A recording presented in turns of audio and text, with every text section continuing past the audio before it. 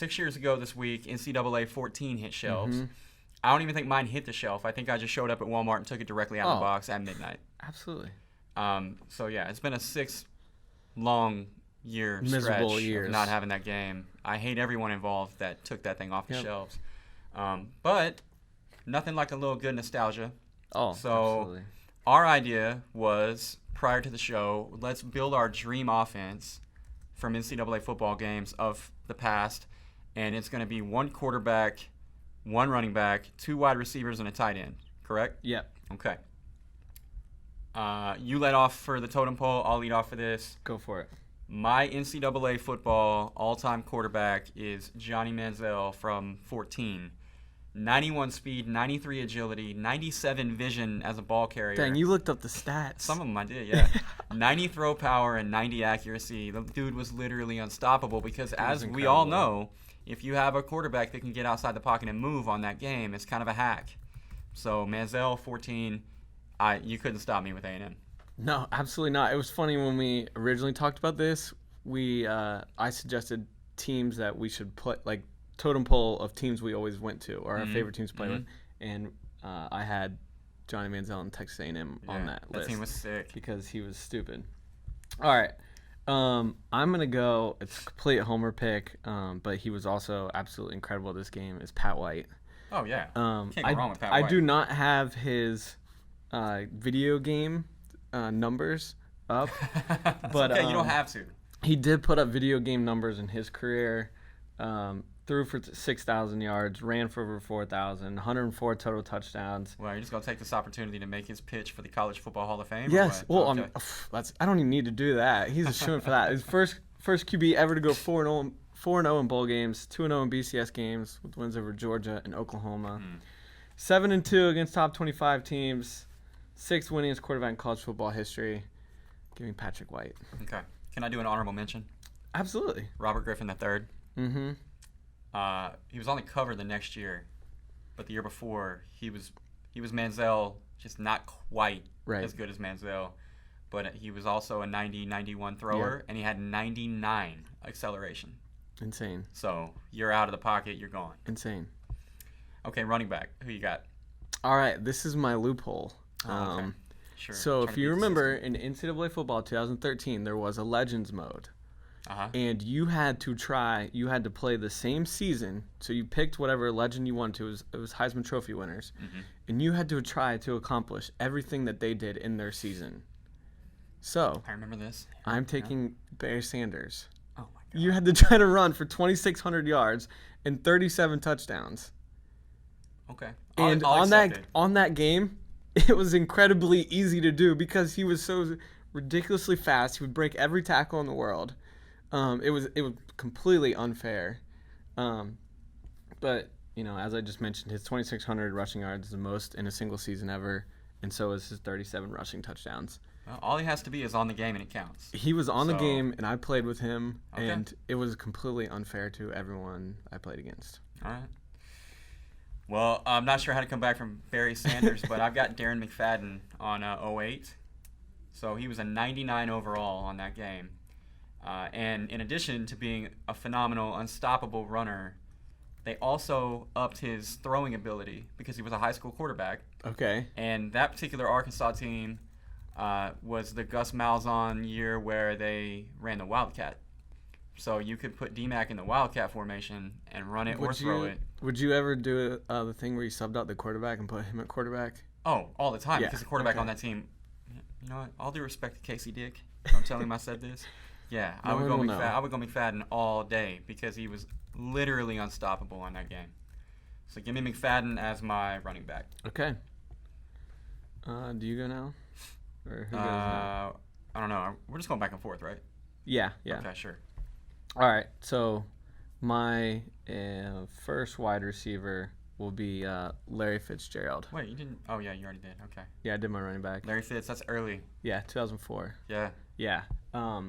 I got to witness this a couple times personally in the West Virginia Pitt games.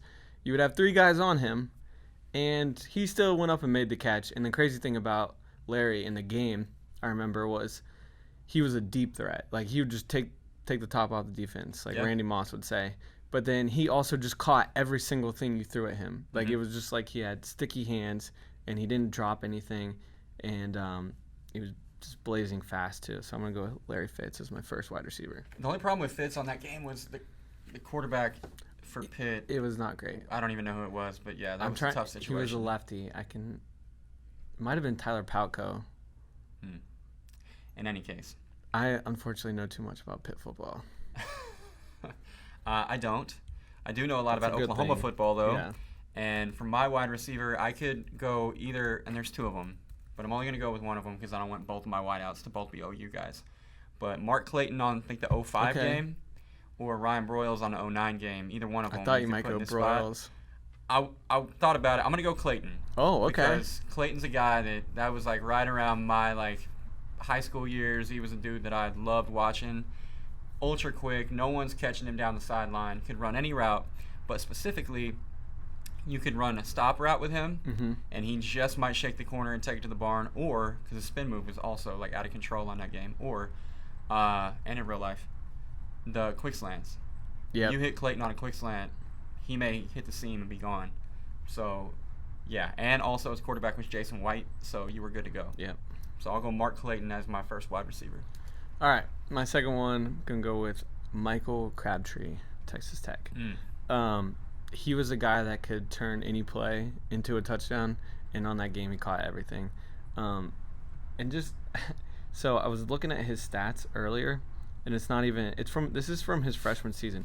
He had 134 catches. Yeah. For almost 2,000 yards. Yeah. And 22 touchdowns. That is insane. Yeah, he was kind of good. That is unreal, and that's not even like the year where he was probably best on the game, which was 2009. But I'm going to go with Crabtree. Okay. I like it. My other wideout, I'm going back a little bit. I'm going Braylon Edwards on the 05 game.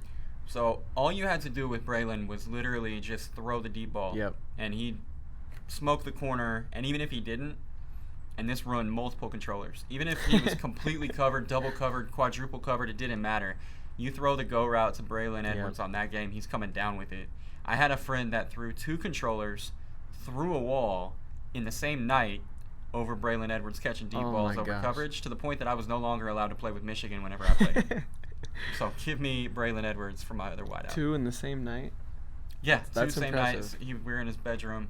His parents were on the other end of the house. Two controllers through the wall. Next morning, got up early, patched the drywall. Oh, you guys patched it before? Oh, yeah. Dang, that is impressive. Put a poster over it. It was fun. That is impressive. No, I mean, desperate times. All right, tight end now, right? Yes. So I'm going to go a little bit different track. I'm going to call it an audible here. And so I remember I created a player one time. I wanted him to be this, like, I forget. I would always get inspired by somebody I was watching, and I cannot remember who it was. But they were a bigger back, and I was like, I just want to be this, like, and I would look up how big they were, like their height and weight, and I would create the player. And then, you did, like, your drills, and they were like, okay, these are the schools that have offered you scholarships. Well, since I was that bigger back, I was slower. It's like my best offer was from, like, Maryland. And so I went to Maryland, and I remember I played all 4 years with them, and it was one of the favorite players I've ever created.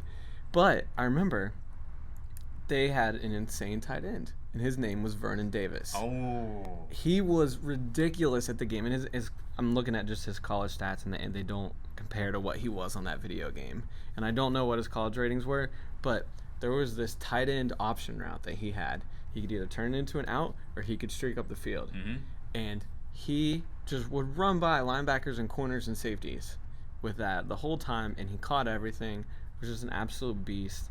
I'm going to go with Vernon Davis. I love him. Yeah. I couldn't love it more if I tried. I'm kind of sad I forgot about him. I went Jermaine Gresham, 09, Oklahoma. Dude was phenomenal in real life, but also on that game, he was a massive cheat code. Yeah. Because he was always matched up with a linebacker, and you get him complete down the mismatch. seam. Yeah, you're good to go. Same option route. Yep. Used to use that all the time. And again, not for nothing, just like Mark Clayton was an asset because he had Jason White as the quarterback. With Gresham, the quarterback was Sam Bradford. So you were good to go. Yeah. So, yeah, Gresham as my tight end. Both of our offenses are awesome, and it makes me really miss the game. Oh, my gosh. We need Madden like I know, like Olivia's like, we'll just get Madden. Not the same. It's not the same. The gameplay is completely different. I don't even know. I don't think it's as good. Like I don't think it's as good. We're in almost 2020, and it doesn't look as good as NCAA did, and I don't understand it because they're both made by EA Sports, right? Yeah, and you would think they pour way more budget into Madden because it makes more money for them. I don't get it. The gameplay was never that smooth to me. It felt like they were always trying to like add different stuff to the game that like it took away the UX was diminished because you didn't have the opportunity to actually control as much. Yeah. Because at some point the automation would take over. It doesn't feel as realistic. I'm going to give it another shot this year because I'm jonesing pretty bad for a football video game. I haven't played one in quite a while. I have 19, and I've played it some, but it's not the same. Also, I want to give a shout out to the triple option teams. I don't know if you ever played the triple option teams. Any game where you can like correctly run the triple option is incredible. Yeah. And I would always play with Army, and it was a lot of fun to do. And your opponent hates you because it's so hard to stop. Yes. Okay, last thing, and then we got to go. Yeah. You're playing NCAA football any year. Your life depends on winning. What year, what team are you going with? I'm going with the 2007 West Virginia Mountaineers. Oh, upset. Maybe I should have predicted that. You have Pat White. You have Steve Slayton. Yeah. You have Owen Schmidt and a little freshman named Noel Devine. Yeah. And that doesn't even account for wide receiver Darrell Jallo, and then a defense that was top 30 in the country, and that's good enough because that offense is going to outscore anybody. I just remember they were so much fun to play with. They were, that group of guys was such a big part of my childhood football watching, and they were a blast to play with on that game. That's a great pick, and it makes me feel like maybe I should go 09 Oklahoma, but I can't do that because the only game I've ever played where there was a standing rule at pretty much every household that you couldn't use a team was 02 and 03 NCAA football Miami. Okay, yeah. In my house, you could not play with Miami. Every friend I had, you could not play with Miami. Yeah. Nobody is allowed to play with Miami.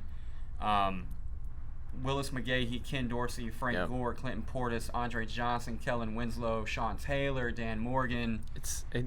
The amount of NFL talent they had on that team was unreal. No. I mean, like that unreal team. Not fair at all. And also they had the best uniform choices. Like early on before the game gave you a lot of options. Miami like randomly had like 57 uniform options. So yeah, 02 or 03, I don't care. Give me Miami NCAA football, and I will live to fight another day. God, we need it back. We need the fight songs while we're picking our teams. Oh yeah, I used to know every fight song. Yeah, that's how you like literally learned it. Yeah. All right. Anything else? No, just bring it back, please. Figure out a way. I know Herb Street's always tweeting about it. Yeah, we're all tweeting about it. Trust in Kirk. Yeah, we need the NCAA, EA Sports. Come on, do it for the kids. Do it for the adults.